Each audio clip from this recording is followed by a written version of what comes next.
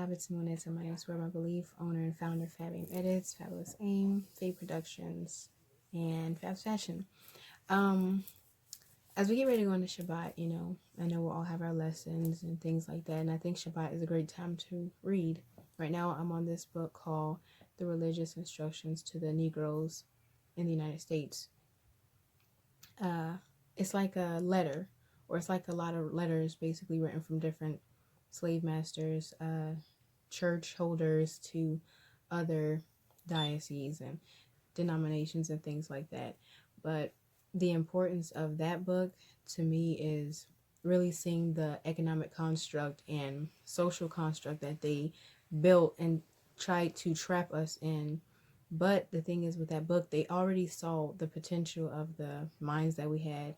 It was, I think, in 1816 on up, a 30-year gap where they said we didn't know how to read, but our educational skills started to boost. And one of the lines in the book, or one of the selections in the book, was that the black race, they're going to be the they're going to be like the speculation of the world. Basically, they're going to be what everybody's talking about in a few years with their advanced, minds and how they easily adapt. And I'm just like, I see this today. This book was written, I'll have the date. I'll find the date. I don't want to give out a false date. What I'm saying is, for this Shabbat, read. Our Ima, Aliyah Yashral, and Mora has us watching Boyce Watkins and Dr. Claude Anderson, two very powerful speakers on economics, powernomics, and a lot of it, I know for the older generations, it's like they are probably very disappointed in a lot of the newer generations at how careless and even how forgetful we are of those that paved the way for us to be here. I think that it's important that as I'm reading it to really see how important it is that we be mindful of economics. When I was homeschooled, that was one of my least favorite subjects because I was like, it's so manipulative. I didn't really like it. My thing was science and history, but the older you get and the more aware you become, you really understand the importance. If we don't understand economics now, that could be a great downfall. There even, one of the speakers said by 2040 that the melanated people will be bankrupt. And that's like, because our wealth, where is our wealth going? Where are our finances going? We need to really, they say the black dollar, but one of the things I'm looking at is, even through the word, we had a government, we had a system, we had a setup, but our disobedience caused us to be humbled very low. But now that we have an understanding of who we are, our economic advantage is that we understand that one Shabbat alone takes a great knot out of the oppressor's pockets, and then having an understanding of our unity, being a Qad, makes us stronger, not just in number, but also in power. There is power in finances because that financial growth basically allows for development, etc., etc. But I'm no special teacher on this. I'm just an observer and a listener and a learner and a disciple. And I'm like, this is very important.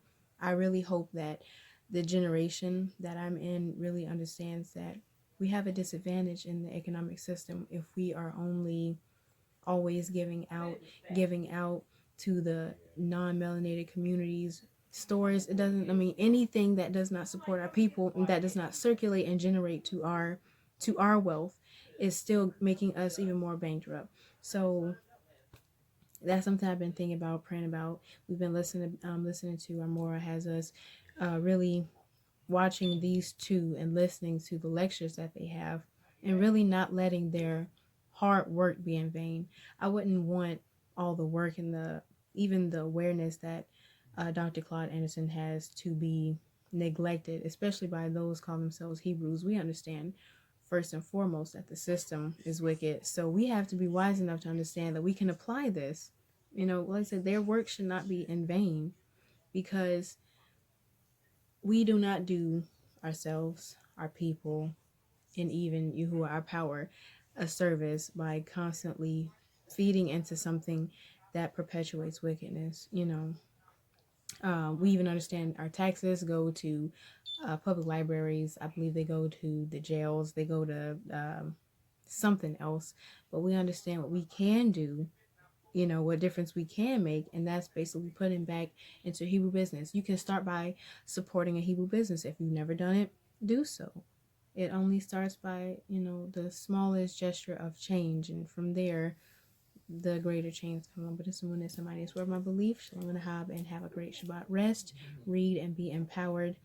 Please, don't let this Shabbat be, where, yes, rest, but think of what you're going to do. It says 6 days you shall work, and on the seventh day is a day of rest.